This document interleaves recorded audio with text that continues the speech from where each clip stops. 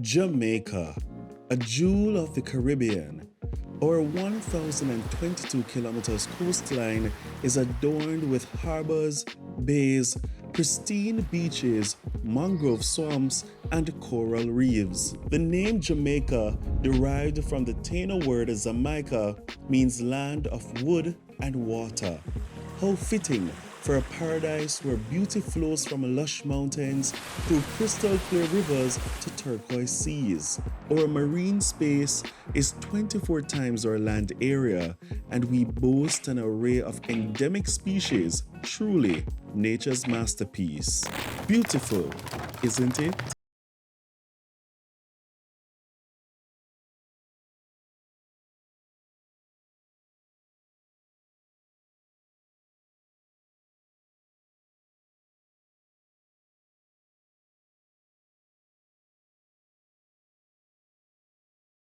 Is particularly vulnerable to the effects of marine pollution.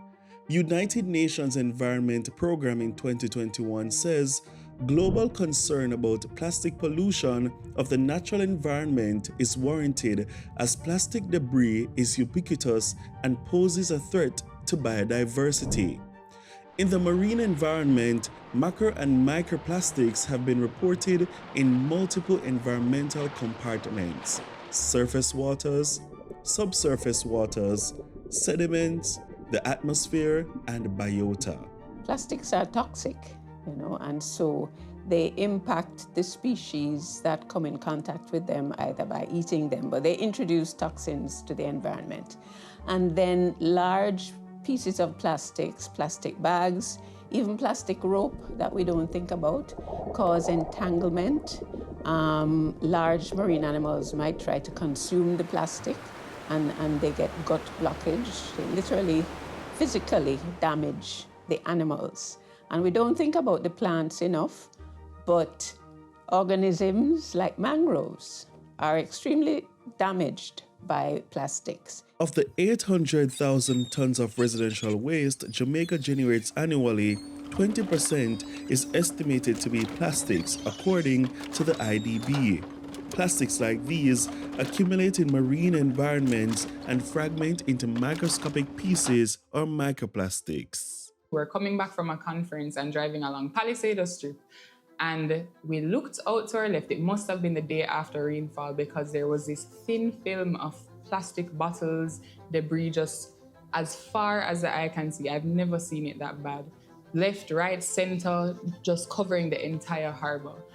So plastic pollution has become a critical environmental issue across the island. It has been known to impact our marine and coastal ecosystems, the tourism industry, public health, and it also affects the livelihoods of persons who depend on these ecosystems for a source of living. Most recently, we've become very conscious of microplastics, because when the material stays in the harbor, it fragments, it gets into small enough pieces to get into the food chain. So the small things eat the plastics, and larger fish will eat those smaller fish, and you get bioaccumulation. By the time it gets to us, it's really at a level that can cause problems to humans. But what caused this problem in the first place? Once upon a time, plastic wasn't something that we used as often, and it started really growing in its use in around the 1950s because it's cheap, it's convenient. But the problem with plastic is that it never breaks down. And we have a lot of items that are single use because it's also convenient. And so while it doesn't make up the most significant portion of our waste, it looks like it does because it's the thing that stays in our environment the longest. We visited the Port Royal Marine Lab and Biodiversity Center, where we toured some of our mangroves and saw firsthand the issue of pollution. Taking a boat into the mangroves, we encountered the stark reality: garbage up close and personal. Right now, we're sailing the paths of Refuge Key, and the sight of garbage strewn across the mangrove roots are not pretty. You can see food wrappers, plastic bottles, and other debris which mar the natural beauty and inevitably will disrupt the ecosystem. Refuge Key is the largest mangrove key in the Kingston Harbor, and by virtue of its location in the harbor, it is the recipient of most of the city's garbage.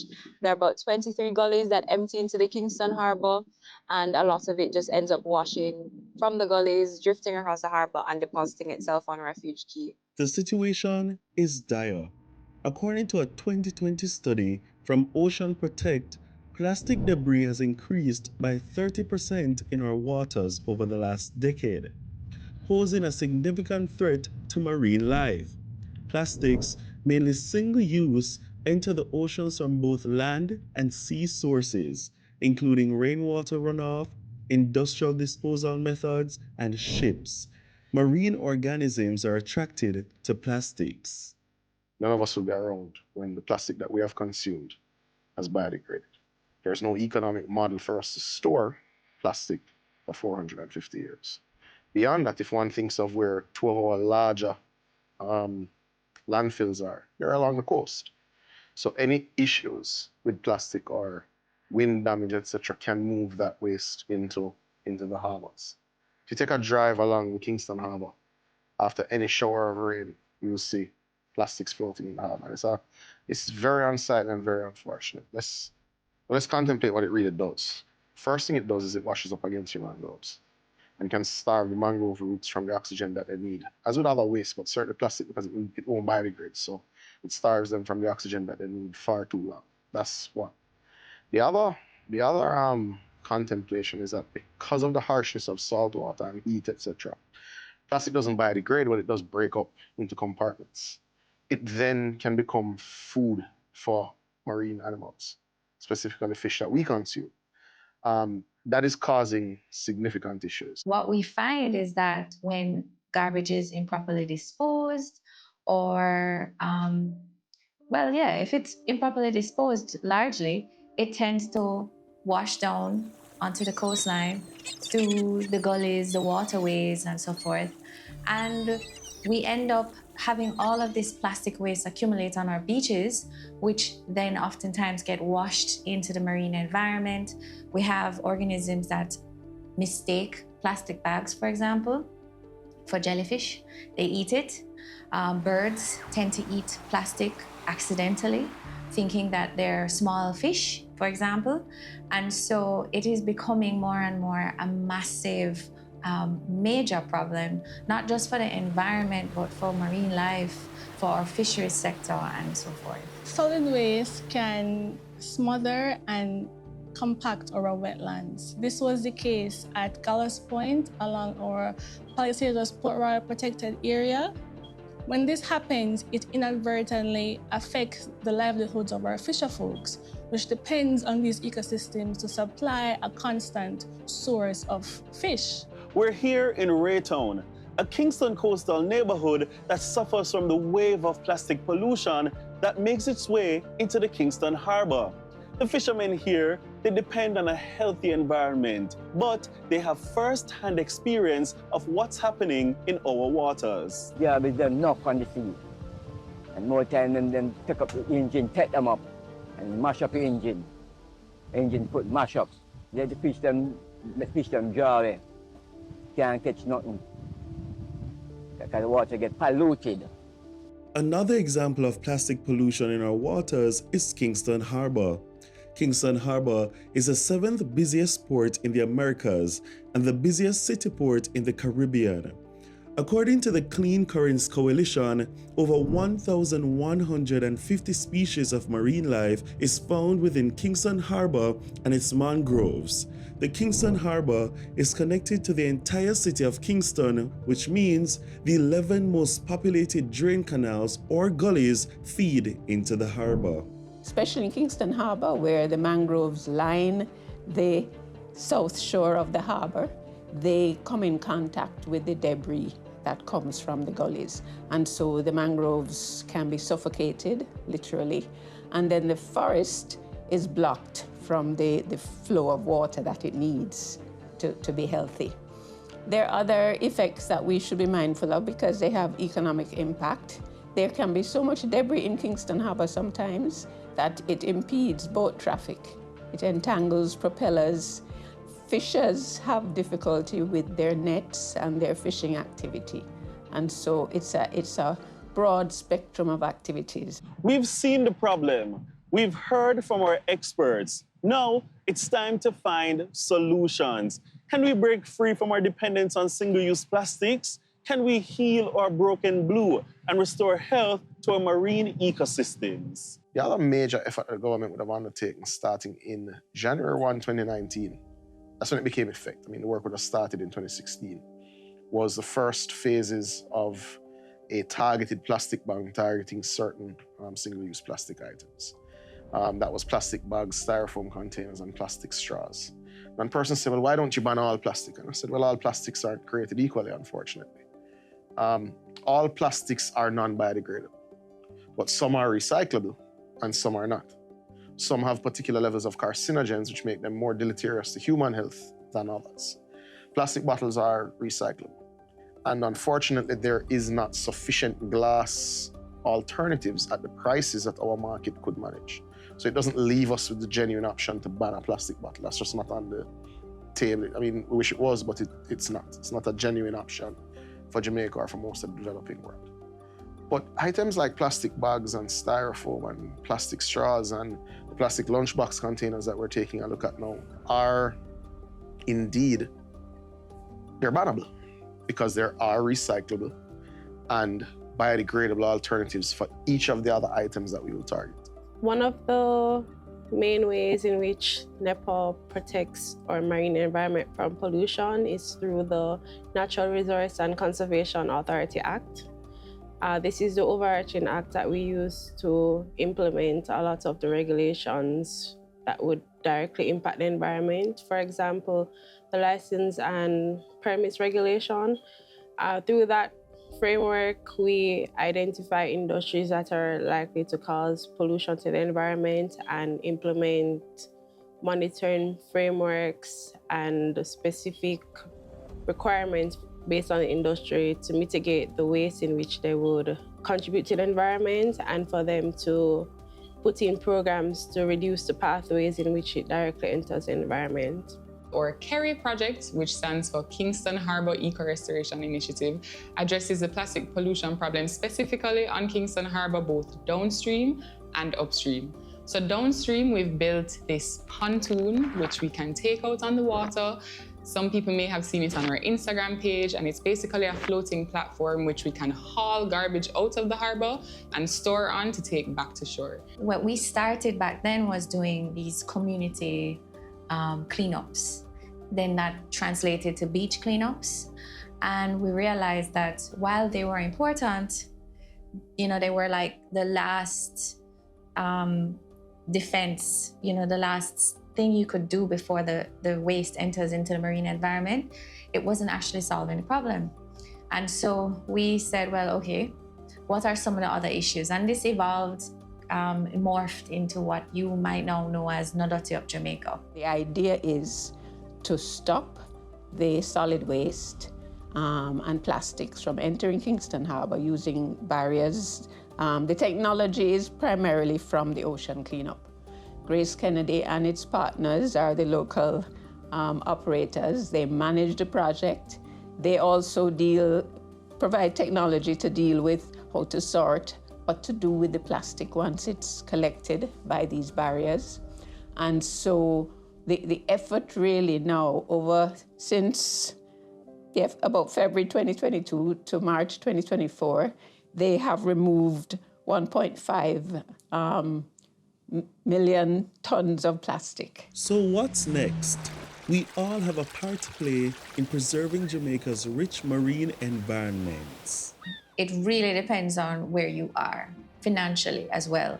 Not everybody is able to buy in bulk. Not everybody is able to buy the organic or the paper products, because sometimes those are more expensive.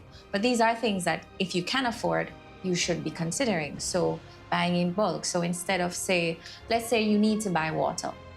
Instead of buying multiple of these small bottles, you buy a 5-gallon or bigger. or, there are different ways. One of the main ways I tell people they can contribute to environmental betterment every single day is bringing your own reusables. I said it before, it seems very simple, but it's the one thing we have control of, right? So if you know you're going to have lunch today, take lunch from home, carry it in a container. If you have to buy it on the road, bring your own fork from home so you don't have to take that single-use plastic fork. It seems like using that fork in the moment is nothing, but not using it over a period of time makes such a big difference. So I'm going to bend. I have my water bottle today. I don't have to buy single-use plastic water bottles. A lot of people buy juice bottles every day. So I would say that's the #1 way we can improve as individuals, because a lot of the plastic problem is not just on us. It's not just about Jamaicans littering and purchasing plastic. It's about the businesses who manufacture plastics and the governments who create policies. So it's a multi-stakeholder issue, and that's the part that we can play. We can do that using collaborations with other agencies, because plastic pollution is a people problem. So using entities such as NSWMA, who is responsible for the collection of our solid waste, or private sector partnerships, what we need to do is to just continue to work together to ensure that whereas NEPA will deal with like trade-generated waste, we need NSWMA and our community stakeholders to deal with household-generated waste. Refuse, reuse, reduce, recycle.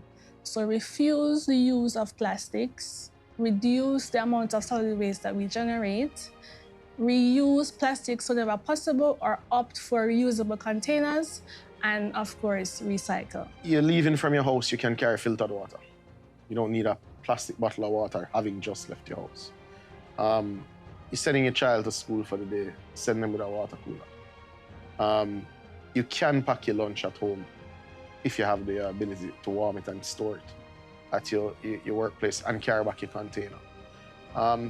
There's a level of consciousness that I think has to creep in the micro and small decisions that humans make. We think about it as this big problem, but with each time you consume, you contemplate, well, what's going to happen after I've consumed?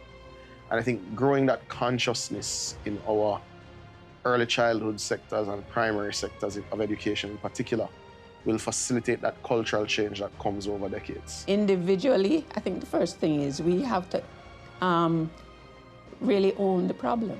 We have to accept that we are part of the problem, and therefore we have to be part of the solution. And so I think it begins with attitude change. Persons need to begin to see how they can minimize the volume of garbage in the waste stream.